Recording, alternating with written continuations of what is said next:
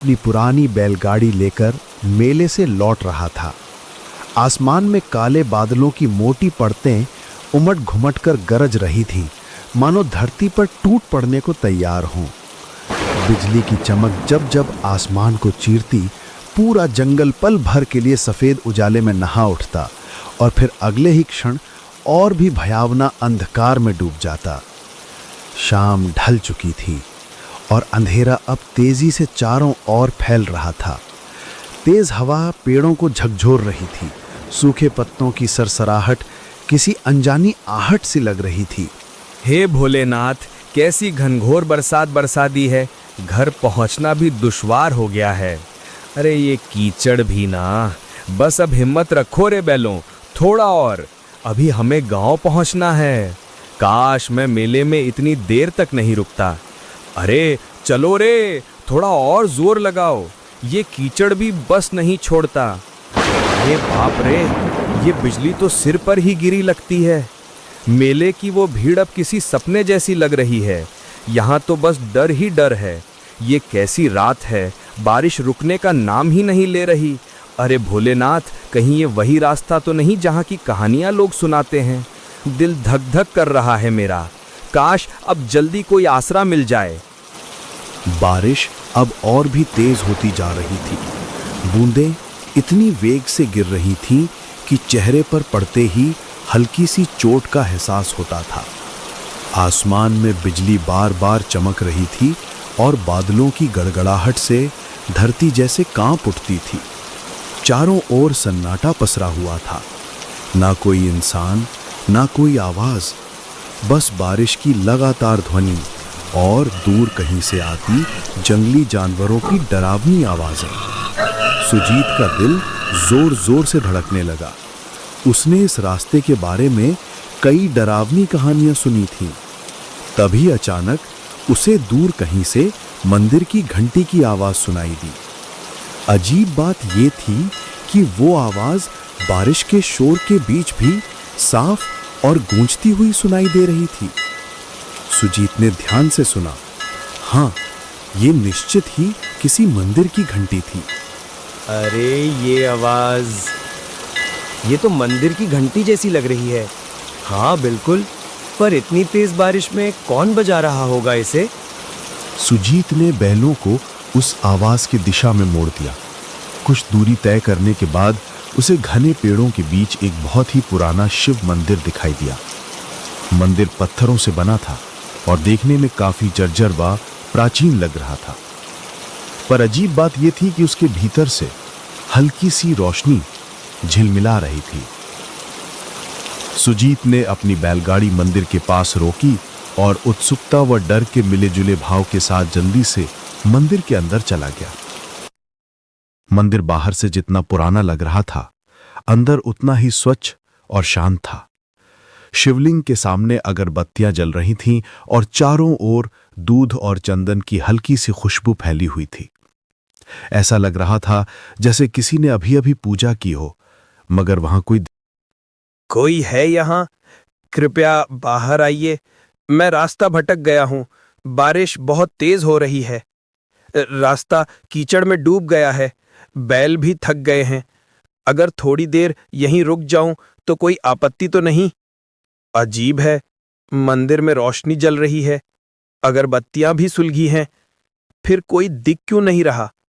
कुछ देर बाद मंदिर के पिछले वाले कमरे से एक वृद्धा साधु प्रकट हुए, जिन्होंने गेरुए वस्त्र धारण कर रखे थे।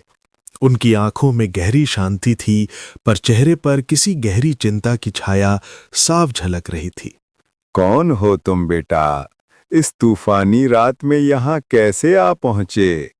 महाराज, मैं पास के गांव से लौट रहा था। मेला देर तक चला गया, इसलिए देर हो गई। रास्ते में इतनी भयंकर बारिश शुरू हो गई कि कुछ सूझा ही नहीं। तभी मंदिर की घंटी की आवाज सुनी और यहाँ चला आया। वे कुछ क्षणों तक सुजीत को निहारते रहे, मौन और स्थिर। फिर धीरे धीरे शांत स्वर में बोले, इस समय जंगल में रुकना उचित नहीं है। ये जगह दिन में भले शांत लगे, पर रात में इसका रूप बदल जाता है। हर आवाज का यहाँ कोई ना कोई अर्थ होता है और हर सन्नाटे में कोई छिपा हुआ स्वर।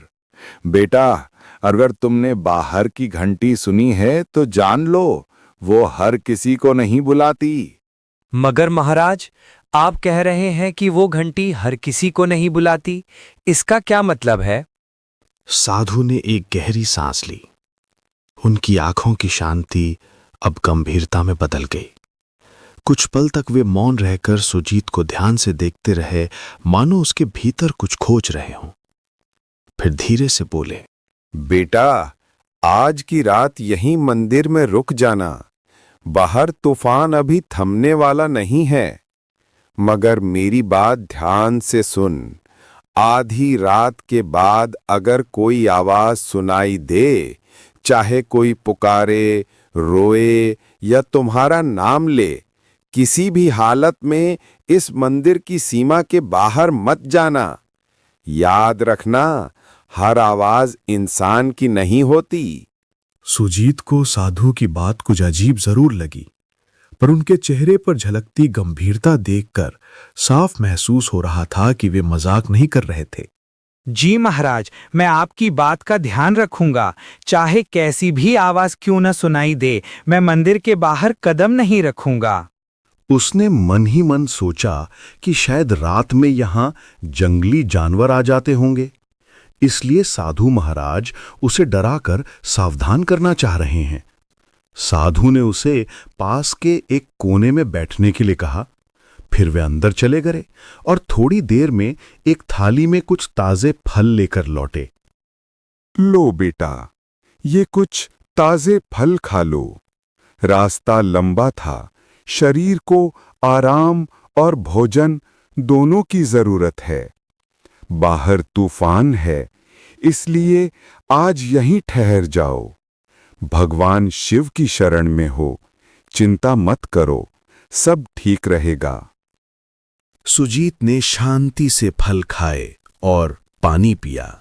साधु महाराज ने उसे एक पुरानी चटाई और कंबल दिया ताकि वो आराम कर सके। सुजीत ने श्रद्धा से भगवान शिव को प्रणाम किया और मंदिर के कोने में जाकर लेट गया। थकान के मारे उसकी आंखें धीरे धीरे बंद होने लगी। बाहर रात अब और गहरी हो चली थी। बारिश अब भी जोरों पर की और हवाएं मंदिर की दीवारों से टकराकर सनसनाती हुई गुजर रही थी। सुजीत नींद में जाने ही वाला था कि अचानक उसे एक अजीब सी आवाज सुनाई दी। पहले तो वो बहुत धीमी थी, पर कुछ ही पलों में वो आवाज धीरे धीरे तेज होती चली गई। सुजीत बेटा, बाहर आ जा। देख, मैं यहाँ हूँ। डर मत, मैं तेरी माँ हूँ। तू इतनी देर से लौटा नहीं, मैं तुझे ढूंढती ढूंढती यहाँ तक आ गई। बेटा, बस एक बार बाहर आ जा। देख, तेरी माँ तुझे बुला रही है। मेरे पास आ जा सुजीत। तू मुझे पहचानता है ना? मेरी आवाज सुन बेटा, मैं तुझसे मिलने आई हूँ। सुजीत, मेरी बात सुनो बेटा, मैं बड़ी मुसीबत में हूँ। कोई मुझे यहाँ से ले जाओ, वरना मैं बच नहीं पाऊंगी। तू तो मेरा साहसी बेटा है ना? बस एक बार बाहर आ जा, मुझे तेरी जरूरत है। देख, मैं यहीं तेरे मंदिर के बाहर खड़ी हूँ, ठंडी बारिश में भीग रही हूँ। जल्दी आ बेटा, मुझे बचा ले। सुजीत की आंखें अचानक खुल गईं। वो चौंक कर उठ बैठा। उसके चारों ओर सन्नाटा पसरा था, पर वो आवाज अब और स्पष्ट सुनाई दे रही थी। अजीब बात यह थी कि वो आवाज किसी और की नहीं, बल्कि उसकी अपने मां की आवाज जैसी लग रही थी। ये आवाज माँ की लग रही है, लेकिन माँ यहाँ कैसे हो सकती है? नहीं, ये सच नहीं हो सकता। वो तो गांव में थी, पर अगर सच में वो हैं, तो मैं कैसे अंदर बैठा रहूं? हे शिव शंकर, अब मैं क्या करूं? बाहर जाऊं या नहीं? सुजीत का दिल जोर जोर से धड़कने लगा, मानो उसकी छाती से बाहर निकल आएगा। डर और जिज्ञासा दोनों उसके मन में एक साथ उमड़ने लगे। सुजीत उठ खड़ा हुआ और धीरे धीरे मंदिर के दरवाजे की ओर बढ़ने लगा।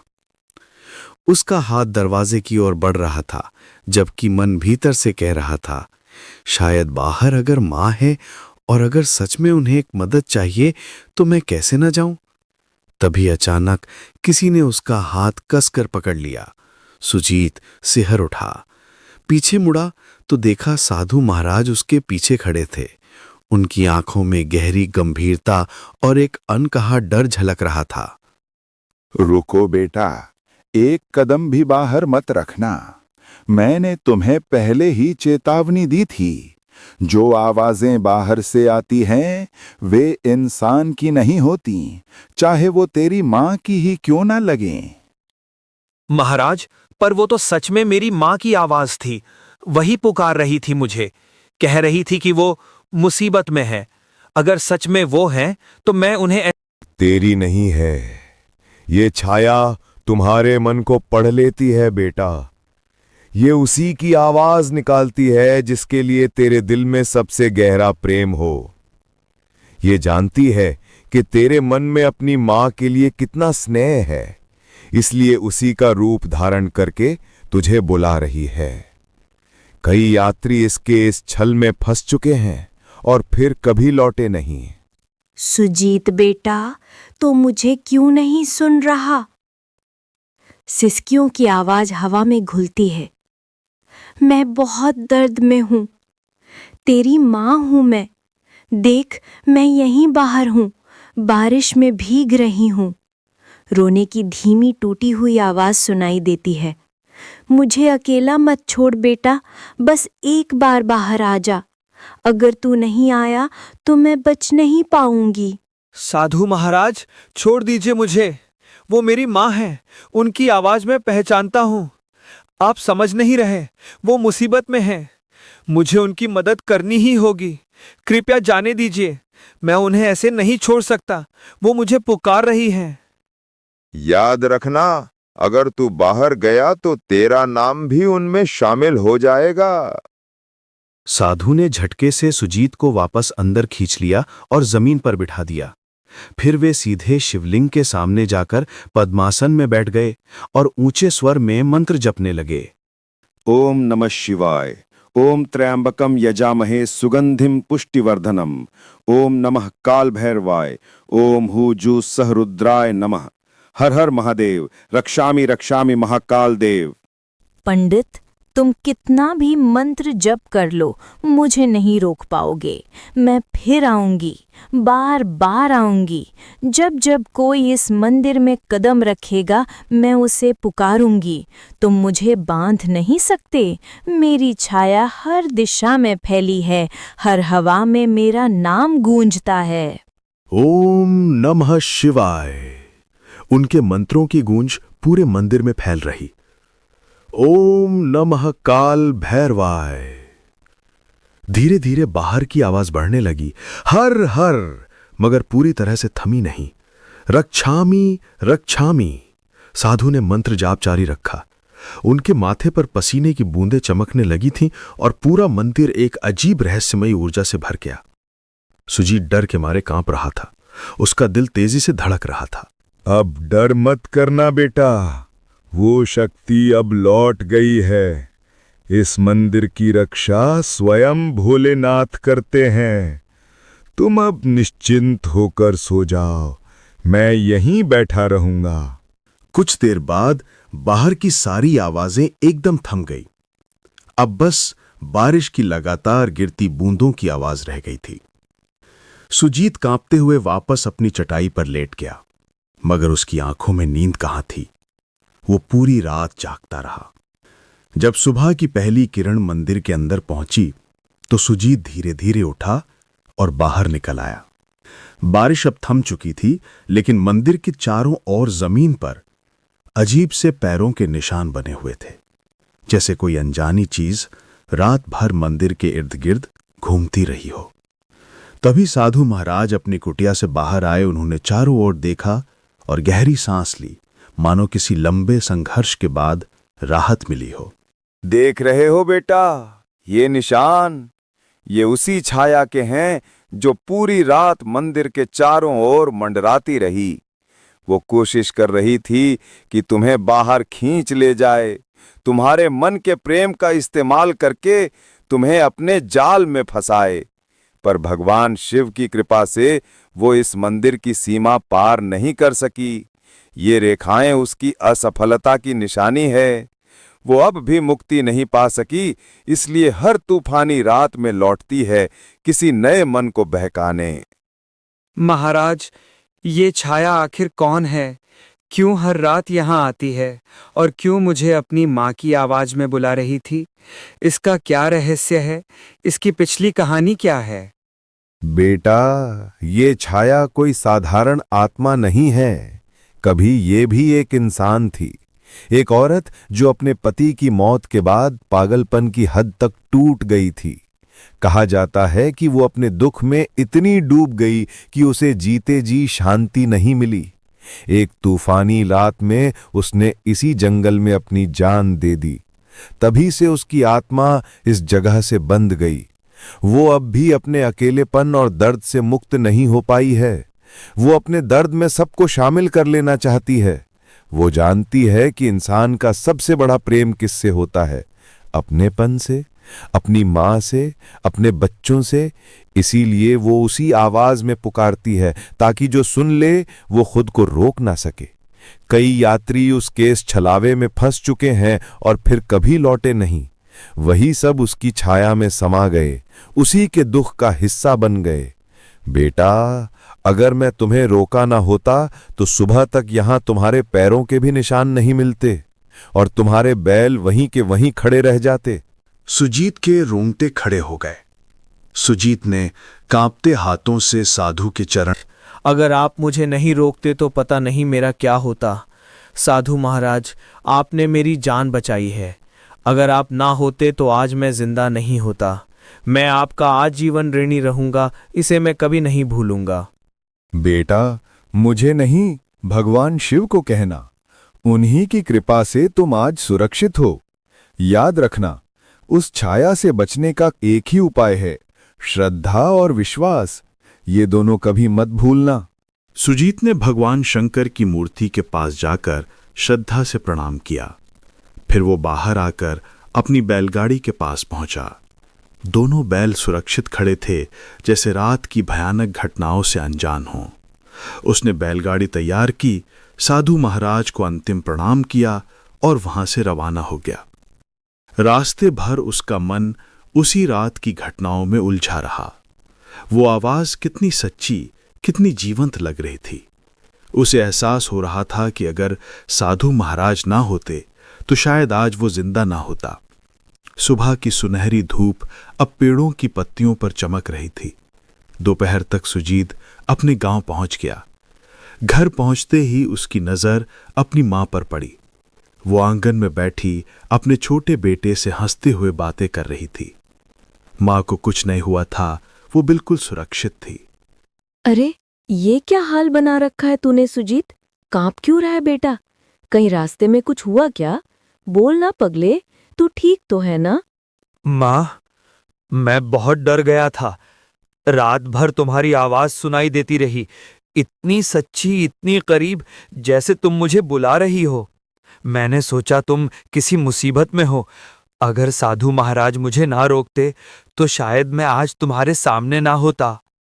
सुजीत ने अपनी मां को रात की सारी घटना बताई। उसकी बात सुनकर मां की आंखों में डर और हैरानी दोनों झलकने लगे।